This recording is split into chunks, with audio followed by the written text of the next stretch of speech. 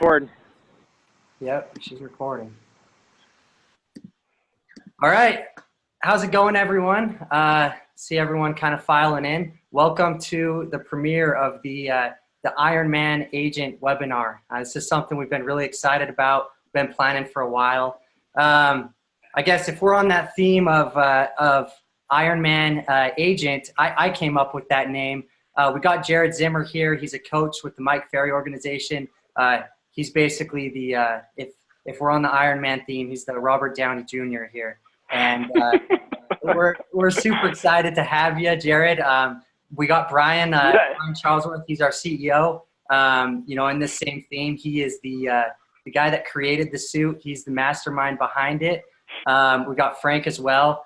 Same thing, our VP of Sales and Marketing, guy who created the Ironman suit. I'm the guy in the fitting room making sure it all fits and asking the right questions.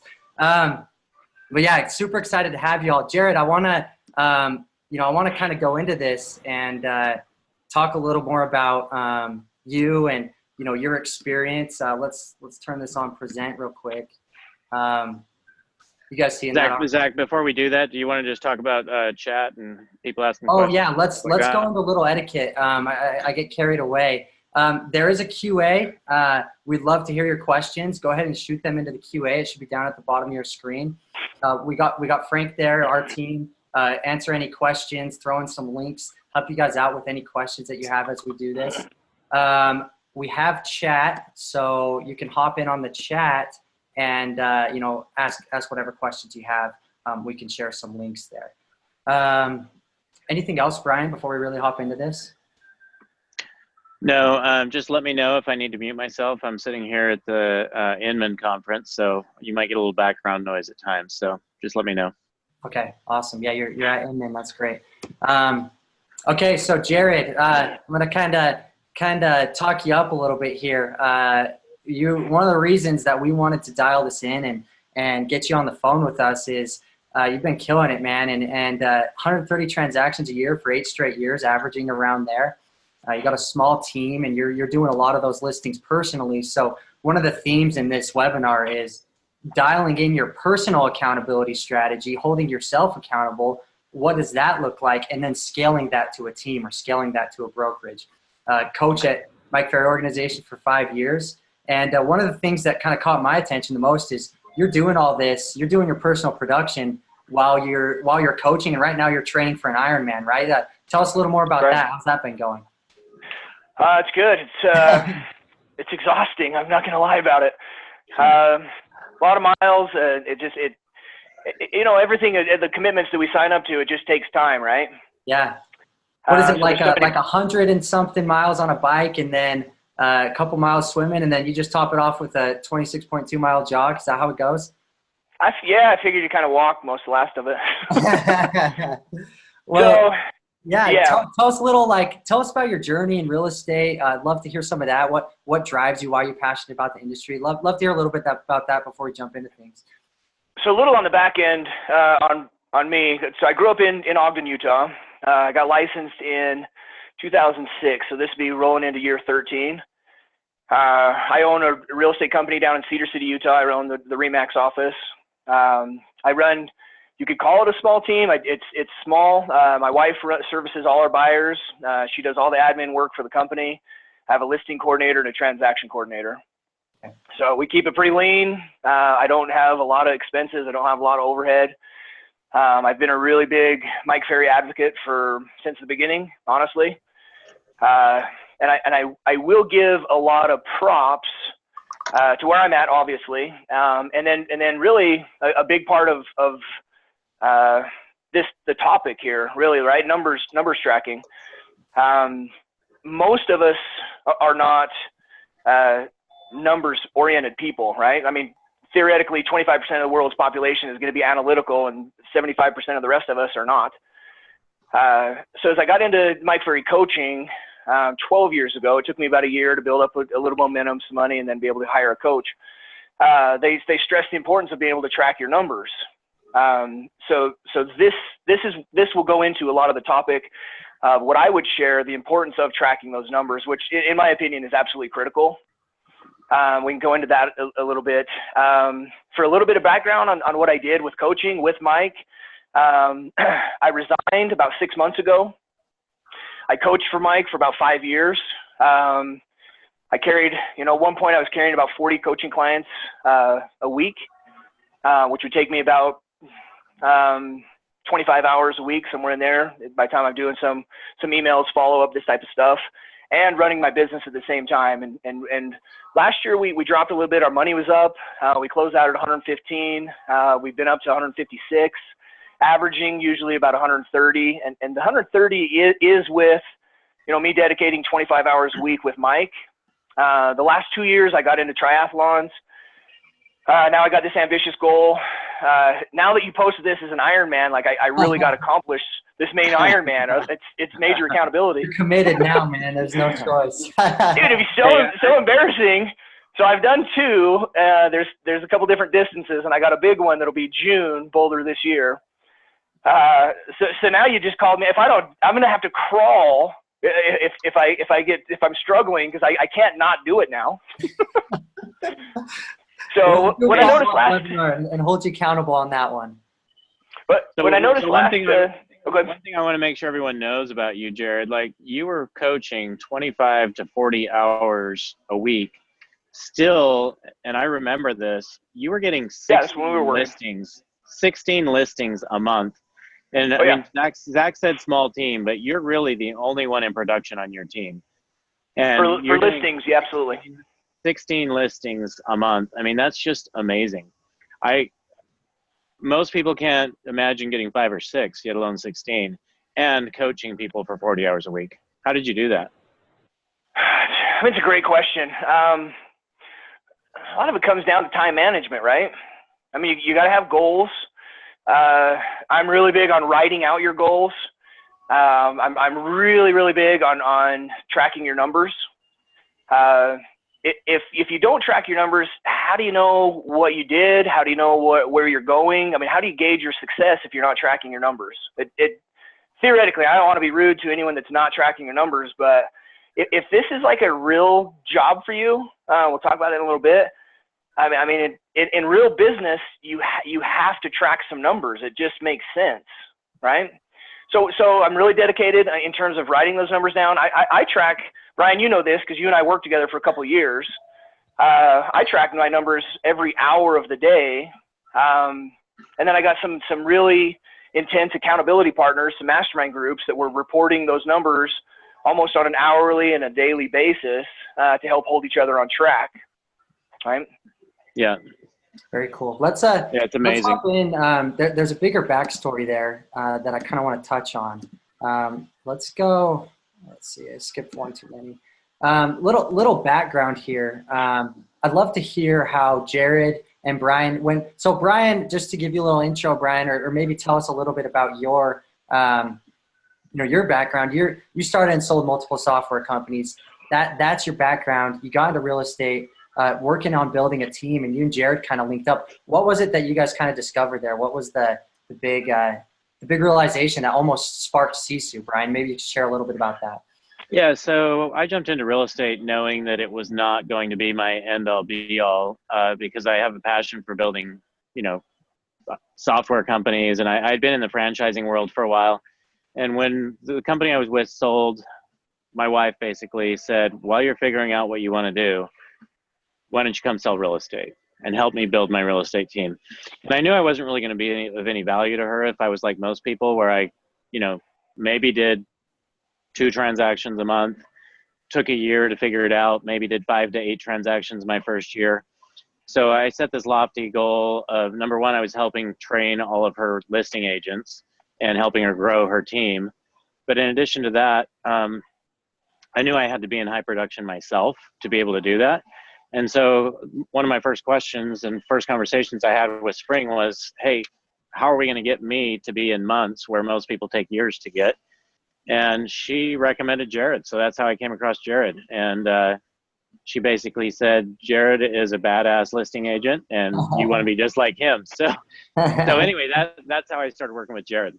Dude, the compliments. We should do this once a week. Like, I just feel great. Yeah, no, they're going to be like, hey, can I get Jared for coaching? And then you're going to be 40 hours Ironman, 40 hours coaching. You're not even asleep, man.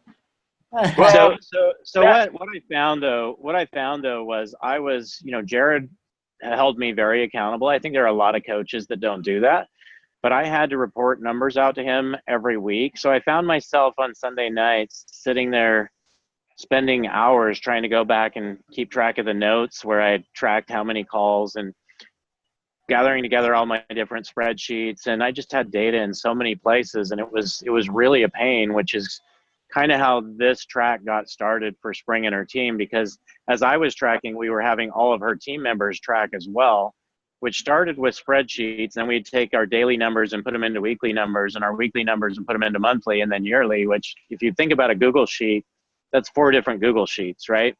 So that's a lot of time, very time consuming. And then we actually build in a smart sheet as well, because a smart sheet will go out and tell you at 5 p.m. or whenever you want every day to put in your numbers, right? And so we found that we were getting a lot better results by actually alerting the agents and having them put their numbers in. And that's kind of how the app for Sisu got developed, because we wanted to allow them to do that 24/7, no matter where they were, and have the reminders, but also have a means to put the data in. So that's kind of how Sisu got going. Cool. So just to keep moving on here, Brian, you ended up just tracking your numbers. You did 44 deals your first year in the business, right? I think it was 43, but right in that range, and over 12 million in volume. That's amazing. And we've had other people too. I mean, an agent I'll shout out here that did an amazing job of this, Emma McFarland, that uses Sisu. She did like 32 deals her first year in the business. Same idea. Oh. Dial in those numbers. I don't know if you know Emma, Jared, but yeah, dialing in and just saying, here's the numbers I need to hit, hold myself accountable every day. So it is so powerful. Did you want to say something, Jared? I would just, since you guys are being so complimentary, let me compliment Brian a little bit there. He was actually a treat to work with. I'll go into that just a little bit, but the one thing, Brian has experience, right? And so he came in and actually worked. And like Brian had said, for me as a coach, if you're not tracking your numbers, it's just a real fluffy phone call, right? Well, let's talk about for sale by owners, and we haven't heard that objection 50 times. And I mean, it's just real fluffy, which you have those calls as a coach. You're going to help people overcome those obstacles. But if I can see your numbers, we can go down into this a little bit later when you're looking at your stats, and it paints a picture, right? The numbers show you exactly what's going on, and I really appreciated Brian because he took it serious. A lot of real estate agents don't track those numbers. I was coaching for Mike, and it's not a cheap program. It's $1,000 a month, and they just, I mean, maybe it's not natural for them, but they didn't track those numbers. So in terms of coaching, it's hard to help someone improve when you don't know exactly what it is they're doing. And really the client themselves, they don't know exactly what they're doing. Because if you look back, I track my numbers, but Zach, if you were to ask me, how many people did you talk to last week? I don't know. Like $150, $160, somewhere in there, because that's what I normally do. But if I look at my numbers analyzer, I can tell you exactly how many people I spoke to, how many appointments I went on. I can tell you exactly what happened, right? Yeah. So that's what was fun with Brian is he was very coachable, which actually made our relationship it worked really well. Yeah, and I think there's a lot of agents out there with all that potential, putting them on this numbers track and it's so powerful to be able to say, like you just said, that to hit your level of production, you got to do 150 conversations a week, right? Well, when an agent goes into the office every day and knows, all right, I got to talk to 20 people, they go in, they hit it, they see it, and we'll get more into this tactically. It's just so powerful. But, one of the things I kind of want to lead into with that is if it's so easy, if this is all you have to do, and so many people have just tracking numbers, holding themselves accountable, made it happen, why is it such a problem? Why is it so hard? And we kind of had a phone call on this, Jared, but kind of 2 reasons. You want to expand on that a little, why we have such a numbers problem in real estate? So 2 of the things you and I were talking about, and that I would say maybe why people resist towards tracking their numbers, right? Number 1, most real estate agents have no business background, right? Most real estate agents are coming from maybe getting right out of college, Maybe they've been at home with the kids for a certain period of time. They decide to jump in, get a real estate license. I mean, there's a number of things they've done prior, or maybe not. Like I didn't really do anything. I got into real estate, but they have no real solid business background. Any true business. I mean, like think of it. Anything, any insurance, anything that people are going to do in a real business, in a real job, right? You're going to have to report your numbers. It just makes sense, except real estate. Right? Because real estate agents, they get a license and they're like, oh, well, I guess I'll just kind of like hang out today. So that's number one, I would say, is they just don't have the experience, the exposure of tracking those numbers and really what those numbers would do for you. Number two, which is probably equally as big, numbers don't lie, right? Numbers, it's a black and white. They tell you exactly what you did and they tell you exactly what you didn't do. So most people don't like the reality in their face every day, every week of what they didn't do. I mean, Zach, let's be honest. If you're not making any phone calls, do you want to keep looking at zeros every day? No, sir. No, that's kind of boring, right? It's like, well, I'm not doing anything, so why would I start tracking my numbers? So again, it kind of goes back to your intentions, goes back to your goals, goes back to maybe your mindset. Is this a real job? Is this a career? As we know, I mean, there's people making 6-7 figure incomes. This is a really good industry that you can make a lot of money in, right? Mm-hmm. If you treat it like a real job. So my thought now real quick, and it's a side subject with coaching, but let's say like, okay, so people don't track their numbers because they don't want the reminder of what they're not doing, right? So why are people maybe not even making any phone calls? I mean, you don't have to call expireds. You don't have to call for sale by owners. You can call your past client. You can call around a home that just sold. I mean, there's dozens of things you can call, but theoretically, you can sit and wait for business, you can pay for it, or you can try to proactively go after it, right? Well, I think it's one thing, isn't it, Jared? Isn't that just fear? Yeah, nailed it, 100%. So fear of what? Yeah, fear of rejection, I would say. I mean, I remember you saying to me, hey, you know what? Go out and fail.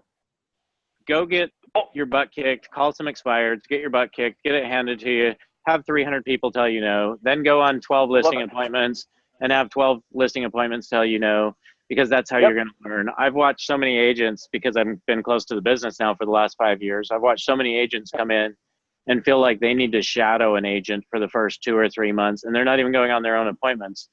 And in my opinion, maybe you want to shadow somebody once to see what they do, but then just go do it, right? Just go do it. That's what you helped me understand for sure. One of the cool things with Brian, which no one ever does, I would tell him to go do this, and then the next week he's like, oh my gosh, I went and talked to 3 people. I sound like an idiot. I had no idea. I'm like, good for you. Failing forward, brother. Now you know, next time it's going to get better. And it did. I mean, 43 in a year, he crushed it. That's amazing. Yeah. So one last thing on that little pipe. Your fear of rejection is very common with the real estate agents. So let me just ask you, if you knew what to say, would you potentially get rejected less? Absolutely, yeah. I think All right, so. if you know the objections, you know what people are going to say, so start practicing. Talk to some people. Get some role play partners set up. Start practicing some objections. Hey, I'm going to call a for sale by owner. Or I'm going to call a past client. Just start practicing with some people. I would suggest every single morning, give it 20, 30 minutes, and then jump on the phones, whatever works for you, and then track those numbers. So if you're not tracking any numbers, you're not making any phone calls, you got to ask yourself why. I mean, and if you're not doing anything, the answer is probably, well, gosh, if I call that guy, I'm going to sound like an idiot. Hey, here's the thing. Brian just said it. We've all been idiots. I get hung up on still today. Like a dozen times in a week for sure. Probably 4 or 5 times heavy in a day. Like it just happens. It's a numbers game. But the real amazing thing that you will notice if you decide to do this, I know there's some newer agents on here. There's some team leads. If you can convince your agents to start practicing, they're going to actually have more fun making those phone calls. As you start having a little more fun with it and you realize, hey, it's a numbers game. Not everyone's going to be a jerk. It's every once in a while. I probably get like 3 in a week. That's really kind of a turd. Other than that, they're actually pretty nice. They're not that bad. Yeah. I love And it. I was never as good as Jared, so I always had, at least a dozen herds a day. But you're in a bigger city. I'm in a small town, so people could be a little nicer down here. I think it's the headset, Jared. You got that headset, and that's how you know someone's not messing around about the dialing. I love it. All right. Well, one last thing I kind of want to plug in there is, you take all these factors that not only is it, the business background, the fear, the actual difficulty of tracking these numbers. So sometimes it's just a straight up headache. And Brian was talking about this earlier. It's a straight up headache on the administrative side of just getting these numbers in a way that, you can actually analyze them and keep them, and just actually getting them into a spreadsheet. And so that's another thing to keep in mind. The less resistance you can put there, the better. And we'll go into that more. I don't know, Brian, if you want to mention something there before we kind of move on to the tactical side of this. Yeah, I mean, the one thing you just mentioned is spreadsheets, and everyone I know that is using spreadsheets has a lot of frustration. So, I mean, essentially a big part of building this company was to completely eliminate spreadsheets in your business. You shouldn't have a spreadsheet in your business. We can replace that. Cool. Well, they're kind of sloppy, right? This system. So I'll do a little toot, obviously, for the company. I tracked numbers for 12 years. It was an okay program. This one's just a little better, in my opinion. The expense. Can we mute Brian for a minute? Oh, yeah. No, I'm just teasing. I would pay more.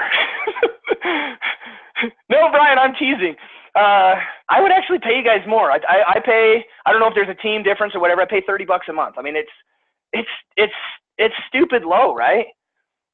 So if you want to pay us more, Jared, you can. We'll take it. Just let us know how much you want to pay. I thought we muted you.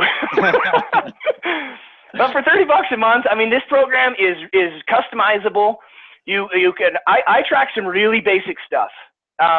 They have the option to track your workouts if you want. You can track your referrals you're getting. I mean, you can track a lot. I'm a pretty simple guy. I track some real basic stuff. If anyone is interested and they're starting out, I'll give you a few things that I would strongly suggest everyone track, and then add whatever works for you. Fair? So a few of the things I wrote down and say, well, if you're going to track, like what would you track? Because some people just have no clue, right? So in my opinion, what I would track, hours prospecting. So not because everyone shows up at the office and they hang out at the office for 4, 5, 6, 8, 10. I don't know what your schedule is, but you hang out at the office for a certain period of time, right? Track how many hours you invested in proactive lead gen. You can say prospecting, but everyone like, I'm a prospect. So proactive lead gen. You can call for sale by owners, expires. You can call your past client, your spheres. You can call. A lot of you guys have lead services coming in. So whatever it is, you're proactively lead generating. I would track how many hours you're doing that per day. Sometimes for many of us, when we start tracking these numbers, it's sometimes shocking. We're like, oh crap, I only did that for a couple hours. And it's a good reminder. And it helps you know, like, okay, tomorrow I'm going to improve. Next day I'm going to improve. And then you slowly start building progress from there. The next one I would suggest tracking are your contacts. How many people did you talk to? If a 7-year-old answers the phone, nope, mom and dad's not home. That's not a contact, in my opinion. It has to be someone of the age of buying real estate that you could at least say, hey, I noticed a house down the road sold. We know when one sells, 3 or 4 are thinking about it. You can have a somewhat of a conversation. Check the box. That's a contact. Fair? Oh. Next one that I would suggest tracking, your listing appointments. How many listing appointments did you go on? I think that's critical. We want to know. How many listings did you take? Buyer controlled sales. How many buyers did you put under contract that day? And then, this is a big one. This seems obvious. Closings. How much money did you make today, this week, or how much money are you going to make this month? The shocking thing when I worked with Mike, over that 5-year period, I worked with a couple hundred coaching clients. It is shocking to me. Clients closing a lot. I mean, making solid 6-figure incomes. They had no idea what their expenses were. They had no idea how much money was coming in each month. I mean, if this is a real business, this does not have to be complicated. But if you're winging it, it is. If you sign up with a program, something like this, you put one under contract, you plug in 1, 2, 3 Primrose, boom, you put in a $10,000 check. It's in the system now, right? You go on and you go on the rest of your day. Now you can look at the system and say, okay, we're going to make 20 grand this month, or we're going to make 5 grand, whatever it's going to be. But that is important in terms of tracking your business and really know what's going on in your business. Love that. Jared, how many of the people that you coach and you've seen actually know how much money they're going to make on a monthly basis, or how much they've made year to date? Okay, so when you first start coaching, I love Mike. I have nothing bad. I'm great terms, Mike. Hopefully I'm still there. When they start you out, I think they kind of throw some of the more challenged clients your way. Over the years, that my average client was making about $350,000 a year. So what I find is where someone's doing 70, 80 plus deals a year, they're a little more business oriented. So I would say about half of my clients, well, you know, if you're in my schedule long enough, you're going to know your numbers, right? Yeah. And what happens if you come to the call not knowing your numbers? It's not going to be a fun call. We pause, right? We spend half of your call. Well, Brian, looks like we're going to spend half your call going over those numbers. So anyway, long story short, it's not a lot, man. I mean, I thankfully worked myself into a position where I had some pretty successful clients. I would say even on that number, I had up to 40 clients a week. Half of them would really know their numbers. The other half, they just and here's the excuse, right? Everyone's like, well, I'm numbers challenged. Oh, baloney, right? You just don't see value in tracking those numbers, so you just don't do it. But if you've seen value, if you treated this like a real business, look at any pro athlete. I mean, there's statistics. Every shot, everything they do, they're tracking statistics, right? And some of these people want to make, I mean, it's not hard. 2, 3, 4, 700,000 a year. It's actually very doable. If you got a schedule, in my opinion, you track your numbers, you know what's going on, and you know how to gauge your success. If you're not tracking your numbers, you're just guessing. Yeah, so I find that interesting that your average client that you coached did $350,000 in income, whereas what does a typical real estate agent do? 20,000 to 80,000 maybe? I mean, obviously there are those that blow it away, but the big difference is you had consistency there. I'm guessing a lot of that had to do with numbers tracking.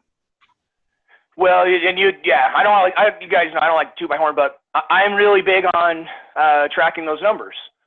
If you're going to be in my schedule and you're going to stay in my schedule, you're going to gravitate towards tracking those numbers, or you're going to gravitate out of the schedule, because otherwise I only want to have so many fluffy phone calls, and then I want to look at your results. I want to see what it is you're doing and not doing. So here's the thing on tracking some of these numbers that I gave you. Let's use an example real quick, right? Let's say you make 100 contacts last week and you get no appointments, which for 100 contacts, we're hoping you get at least one, right? So on tracking those numbers, knowing your ratios, so if you talk to 100 people and you got no appointments, well, then I know what you and I should talk about. Are you asking all the questions? Are you going through, every single question on there? There's certain things with the script, certain things you're saying that you and I can work on to help get you in front of clients. Well, and let's also look at some of those numbers. So let's say let's say you go on 3 listing appointments last week, right? And let's say you got none. It happens. I mean, it does happen. But if I'm looking at your numbers and I can see you went on 3 and got none, then I'm gonna ask you some questions, right? I'm like, okay, Brian, well, congratulations, you got 3. That's great. How'd they go? And I'm gonna ask some questions. I'm gonna ask, did you ask all the pre-qual questions before you went? Right, so it gives me some information on how to gauge what you're doing and what you and I can plan on to move forward. Does that kind of make sense? Love it. So again, yeah, the numbers. Those days, Jared, I remember them well. Yeah, those numbers just. So here's a good analogy that someone said a while back. So let's say you're planning a trip from Salt Lake City to New York, right? So let's just say you're going to get in the car today, no roadmap, no nothing, and you're just going to head due east. I mean, what's the likelihood you're going to land in New York? It's going to take probably I'm going to probably end up in like Cancun. Like my bearings are way off. I'm going to head south. I think I'll end up in Cancun with you, man. Yeah, let's go. It's cold in New York right now. But it's a roadmap, right? So you track those numbers, and it's a roadmap. You know where it is you're going, and then you hit something. I don't know I don't know how, I've never drove to New York. So what do you hit, like South Dakota or something first? I don't know. So you hit that, and then you check the box. All right, we've seen Mount Rushmore, and then you go to the next one. And those are goals, and that roadmap is the numbers that you set, and you're tracking those numbers. It helps you with that roadmap. Very cool. Yeah, it makes sense. So we talked about, one of the reasons that, these numbers don't get tracked isn't just because people don't want to track them, but also it's a compounding effect of, making a couple things that are kind of off about just tracking them in a spreadsheet or in a binder or wherever you're tracking them. And so I kind of wanted to get into some of those tactical things. Very first is, we call this reverse engineering your goals. And so we have a little calculator here. I'm going to hop in and show you what it looks like. It's inside our platform, and you can actually, we have a calculator outside of our platform you can use. I can send it over to you. You can do this same kind of exercise yourself.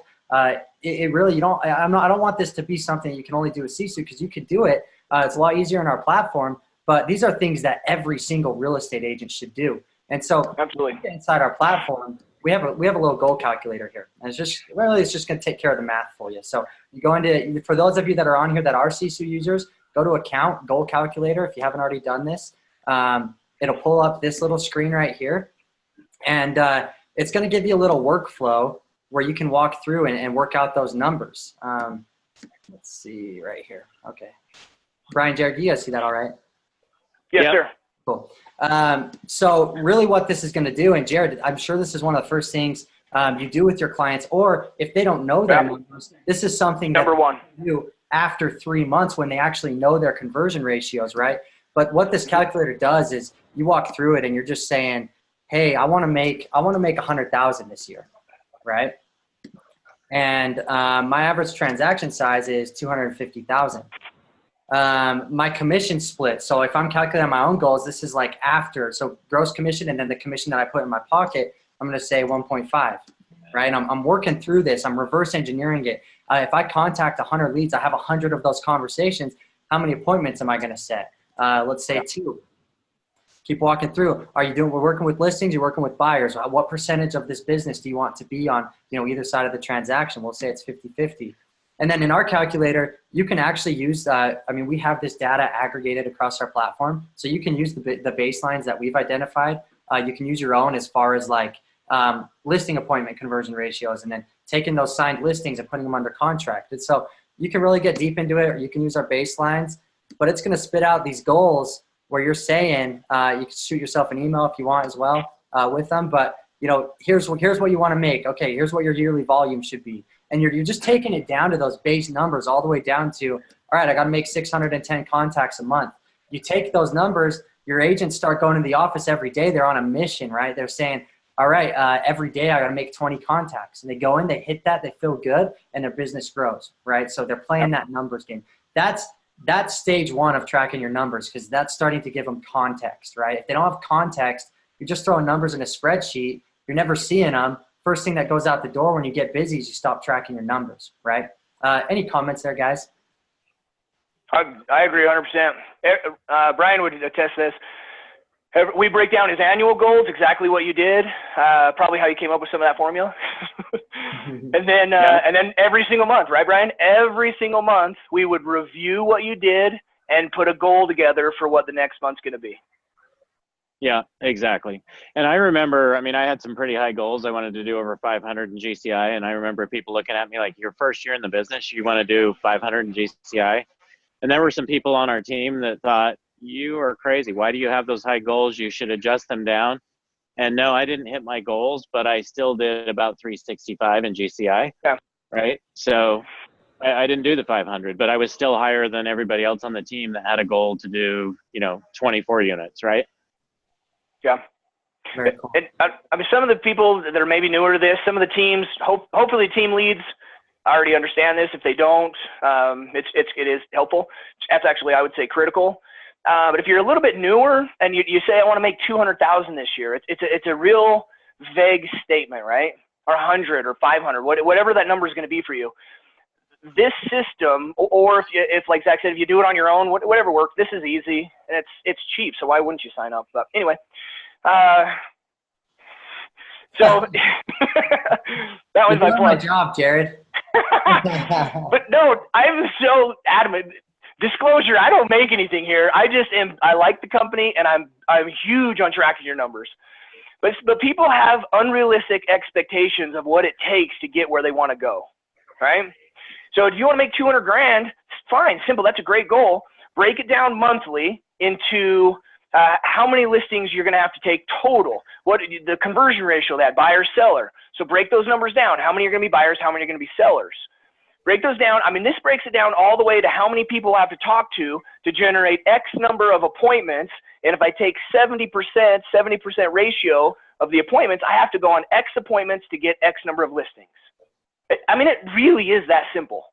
It's a science. And I would say, sometimes if you haven't been tracking your numbers like this, you don't really know those conversion ratios yet. So no, you won't.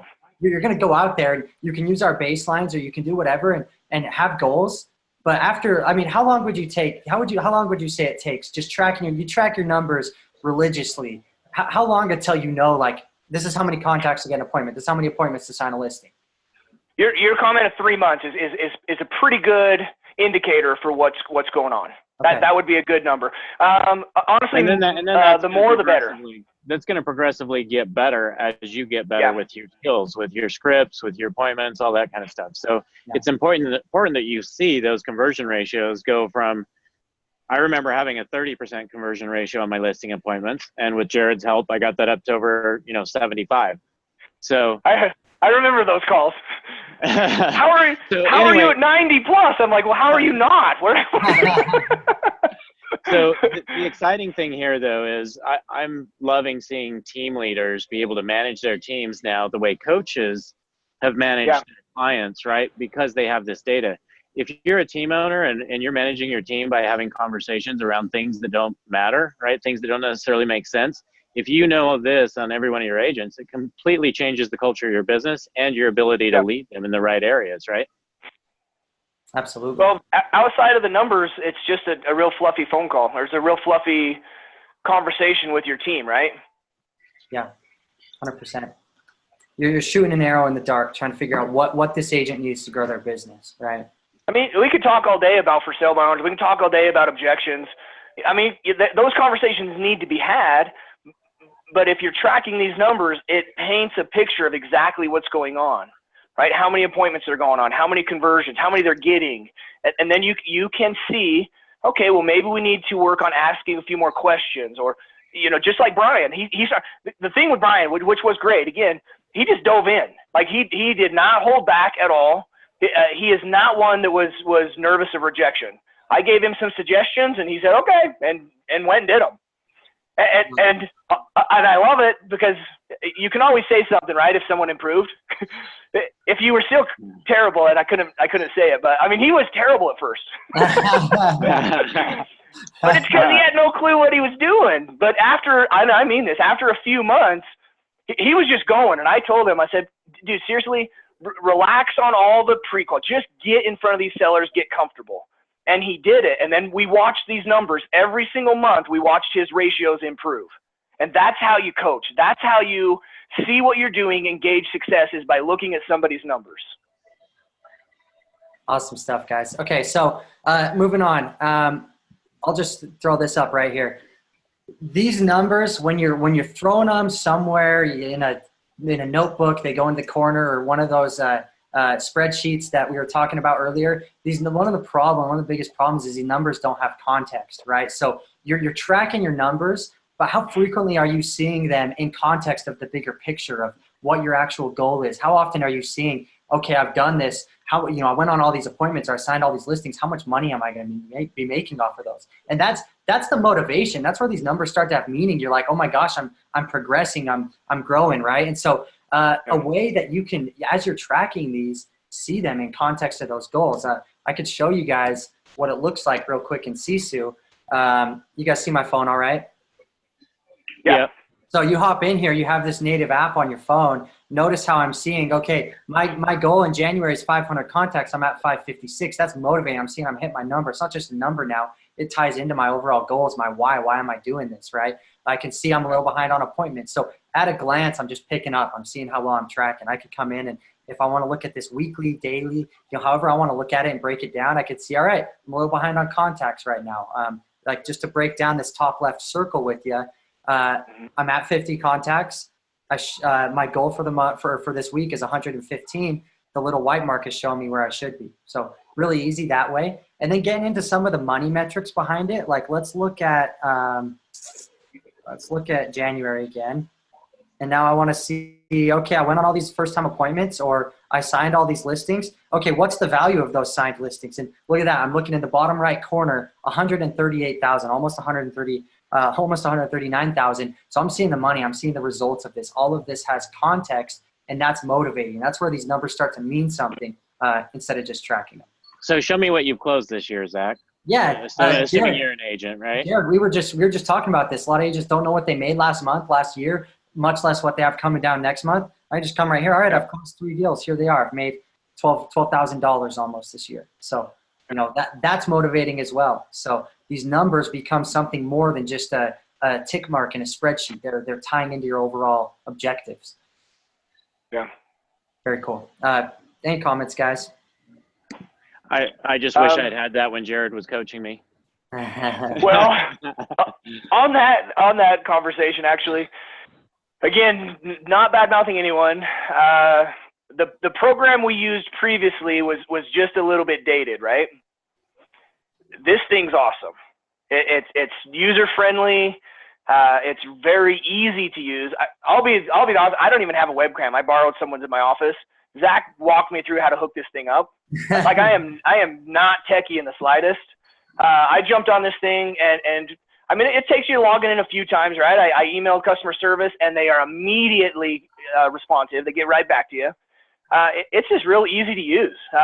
You going to show him, Zach, how you can throw it up on your screen at your office if you want, do all that kind of stuff? Yeah, that was actually the next thing I want to hop into is not only seeing these numbers in context of your overall goals, but frequently and continually analyzing these numbers, seeing them. I mean, these numbers should be blasted. Like every time your agents walk in the office, it's just blasted in their brains because they start to mean something. You start to run a data-driven business, right? So this is what like a personal scoreboard would look like for myself. It has a nice display mode, so you could display your whole teams. It'll go up on your TV, on a monitor in your office, which is pretty rad. Yeah, no, get an 80-inch plasma in there. So these numbers, not only they look good, looks cool in your office, but these numbers are being used. And there's a point here that if you only look at the numbers every 3 months, let's say, you can only make a pivot. You can only make an improvement based on data every 3 months, right? If you're looking at them every month, okay, well now you're able to pivot every month. And then if you start thinking, okay, weekly, daily, okay, every day I'm running a data-driven business. That's huge. Yeah. These numbers, once again. Yeah, I mean, if you look at less than 8% of people hit their New Year's resolutions, right? Here we are at the end of January. Yeah. How many people know if they're on track or not to do that? Right now, if you look at that once a month, you can make that decision 12 times a year, right? But if you're Jared over there analyzing it every hour, I know if I'm on track. My guess is Jared is ahead of pace because he's doing whatever it takes to get there because he knows where he's at, right? Yeah, it's a numbers game. We've done this before. The one thing I would share with any goal, right? Put that thing in front of you. Write it down. Print it on a piece of paper. Put that thing. I got a dream board right behind this. I got stuff. I got where I want to go. I got investments I want to buy this year. I got some vacations we wanted to go on. I mean, put that stuff in front of you and see it on a regular basis, right?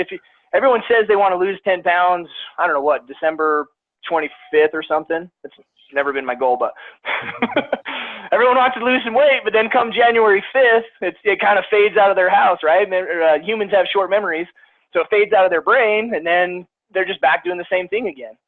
But if you're tracking these, I mean, you're seeing like, all right, gosh, I'm down about 20 contacts for the month. Maybe you come in on an afternoon or a weekend morning or something like that and knock them out, and it really helps keep you on track. Absolutely. And I just want to say there are other, Jared, I hate to break this to you. There are other metrics to be tracking besides contacts and prospecting, right? Oh, you guys have way more than I use. Yeah, you got a lot. Well, some people they play the social media game. Okay, if that's your game, track how many comments are you doing? How many posts are you doing each day? Yeah. How active are you out there? We have a really cool, we just started a partnership with Viral Marketing. Some of you guys might use them. We have a way to track, maybe you're big on getting people into your subscriber base. They have an awesome 36 touch plan. Getting them in there. How many people are you adding to this email marketing plan and just growing your SOI? And we have a way that you could have a little square here that tracks that. And that one's actually really nice. It's automated. So you add a subscriber to your campaigns, it'll plug right in here. You don't even have to track it. And there's a handful of metrics that can be tracked that way. And you as a team leader can see that. So there's a lot you can be tracking. Your game might be a little different, your game plan, but you got to have something that you can break down and say, okay, these are the metrics I got to hit to grow my business. Go out there, track them, hit them, and see them consistently in a way that, you can break them down and understand them. What about are you coming up on the game thing you guys do too? I mean, you could, right? Because I have a lot of camaraderie with some mastermind groups that really help hold me accountable. I've done this for years. I'm really big on sharing your goals. I'm really big on sharing your numbers. Every single morning, some really great friends of mine, some really powerful real estate agents around the country. We share our goals, how many contacts we're going to make today, how many appointments we're going to go on, and what our goal is for listings taken. Throughout the day, we report that, updates. You guys offer a fun gaming system, which I think is actually pretty cool too.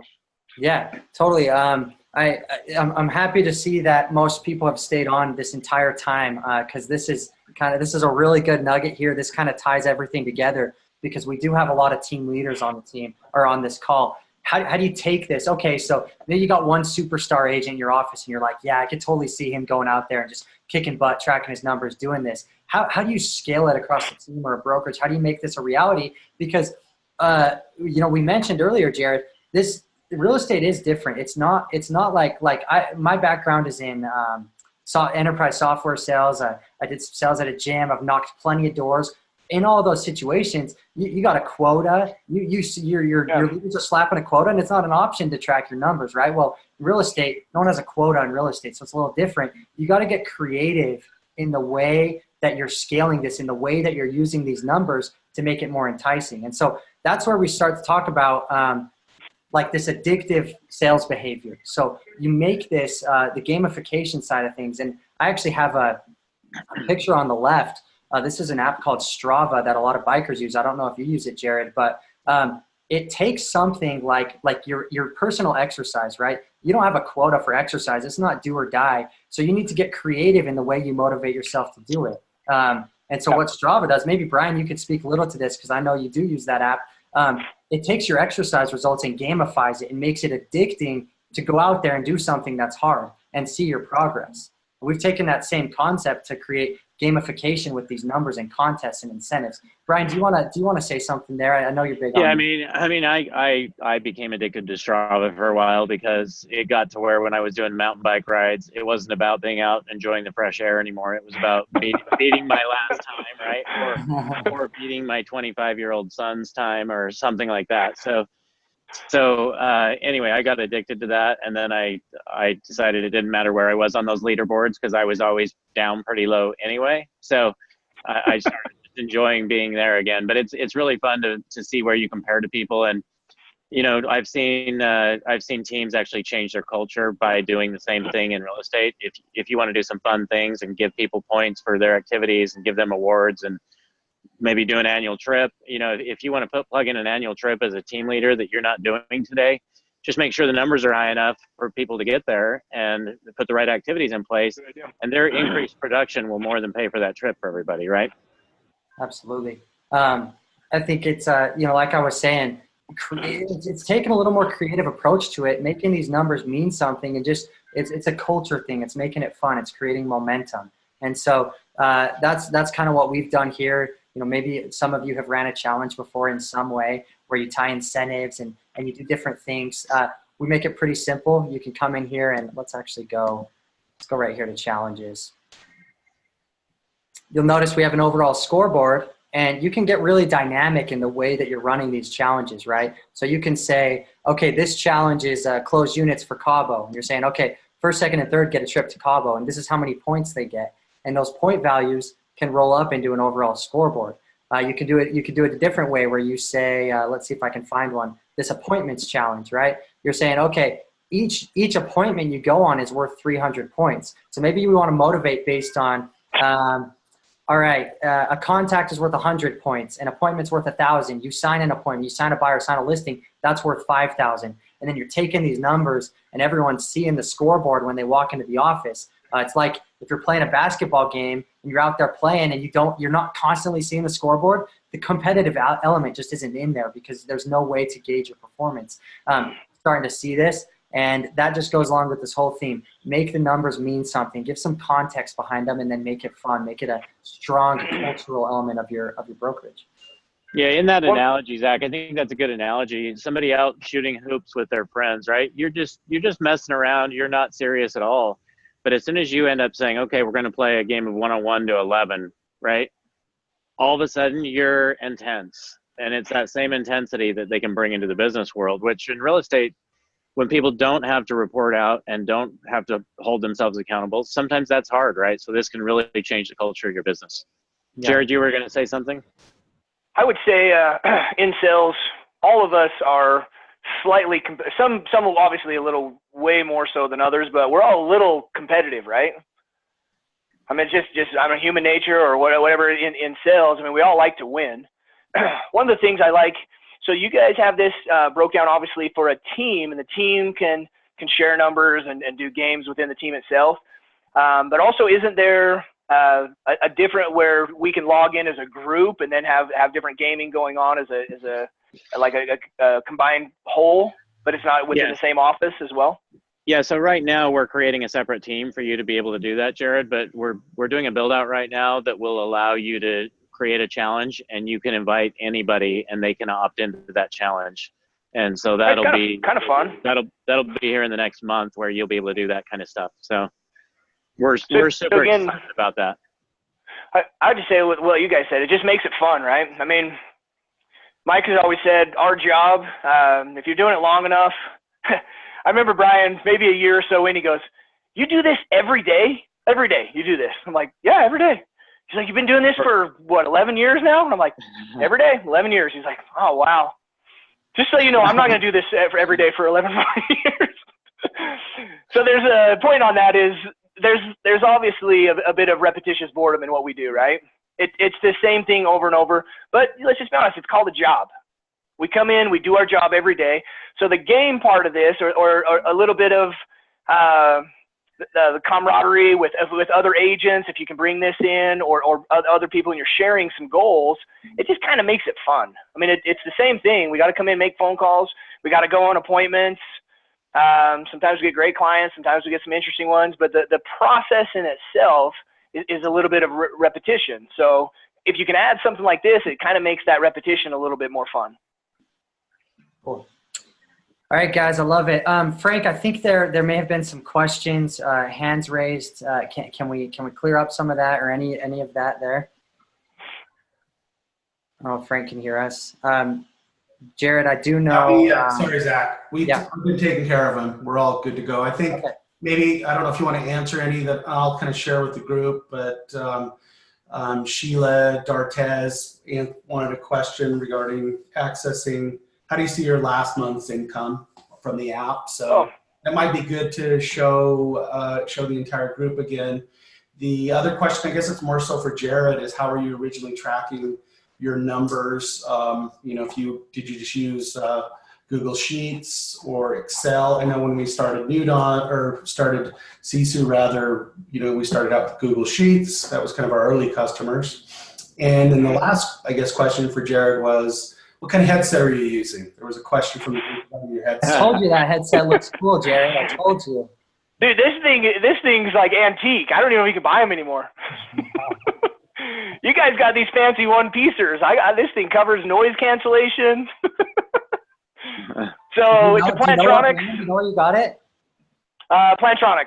Just Google Plantronics. Get the double earpiece, noise cancellation. It's got.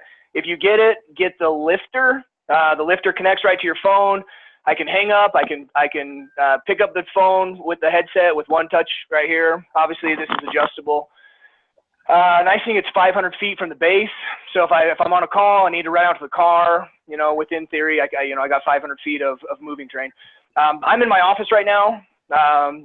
All day, every day, I have a standing desk. I got 2 monitors.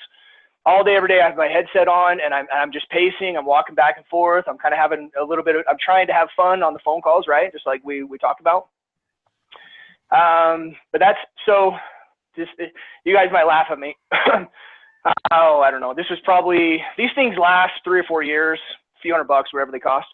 So I don't know, 10 years ago, my first one went out, and I literally almost had a breakdown because this is what I do all day. I'm a glorified telemarketer, right? I just lost my ability to make phone calls, and I don't know about you guys, but I hate holding this thing to I hate holding the phone to your ear. That's just, it's annoying. Probably because I'm on the phone for hours every day. So I always have a backup of 2 or 3 headsets in my closet, always. When one goes out, I order another one, and then we rotate. Or if I own a small company down here, so if someone's headset goes out, I got a backup. I got to have them on the phones. It's how we make money. Love it. Yeah, awesome. So tracking numbers, I was with a coaching company. I was with Mike Ferry Organization. He has a numbers analyzer system. I would never say anything bad about Mike's stuff. I like this better. It's just my opinion. It's more user-friendly.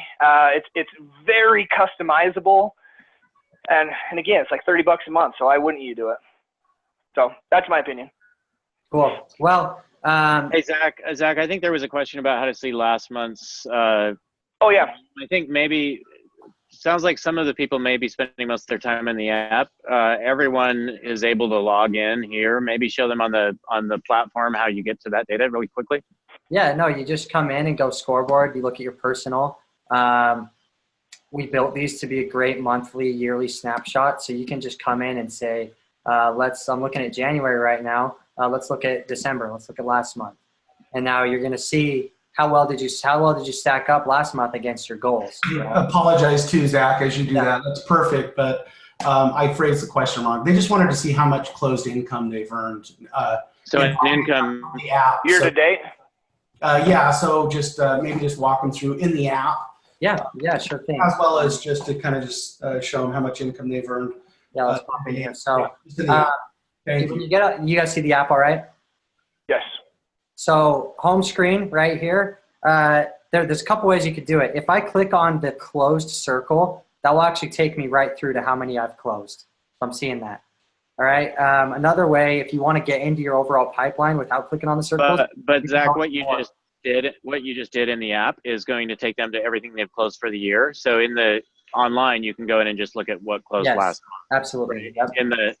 In the sheets. So maybe we show people the drawer over there in the sheets. I don't know that they've seen that. Yeah, there's a lot of different ways to break it down. If you're using it, you want a little training on it, absolutely feel free to reach out to me. Shoot me an email. It's zac@sisu.co. I can shoot you an article. I can shoot you a little video that'll show you how to do it. I can train your team. Really, whatever you need. There's a lot of ways to break down data. So as a user, I had those questions. I would vouch their customer service is awesome. And they got these cool little videos that they'll send out, and they send them out periodically. They're doing updates. You just click it and they'll walk you through this on a video. It's real user friendly. It really explains a lot. So they have a lot of those pre-recorded. It makes it nice. And then as one that's I'm not real tech savvy, I can tell you right now, it is real easy to track your numbers. If you want to look at what you've closed year to date, I like using, they have the app on your phone, which is real easy to enter numbers. Everything's in. I like the desktop. I'm just kind of old school that way. I like to see it. But you can go to year to date. It shows you everything right there. How many listings you've taken, everything you've closed, all the money you've made. You can go monthly, and you can break it down monthly. So it's real easy to use. Yeah, just shoot us an email. Like Jared said, Jared, you're not the most tech savvy guy. You said that yourself. It's easy to get dialed in. We have a little chat box built in. It gets to us. We'll get back to you in 2 minutes. We're really quick on that. I think a lot of you have experienced that. So yeah, here to help. Anyways, just wanted to sum things up.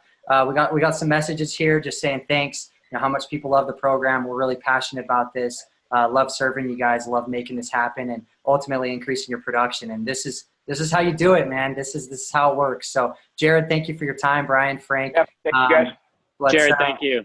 Let's go out there and Thank close some more deals, all of us. What do you say? Hey, congratulations, you guys. Yep. Thanks for everything you're doing. Yep. We'll see you guys. If anyone can ever beat 16 listings like Jared does, just let me know. I'd love to hear about it. Yeah, we'll do a webinar. They're out there, trust me. Yeah, Jared will lose his webinar spot. No, I'm just kidding. Hey, thanks, you guys. Thank you. Thanks, guys. We'll see ya. Have a good one. Bye.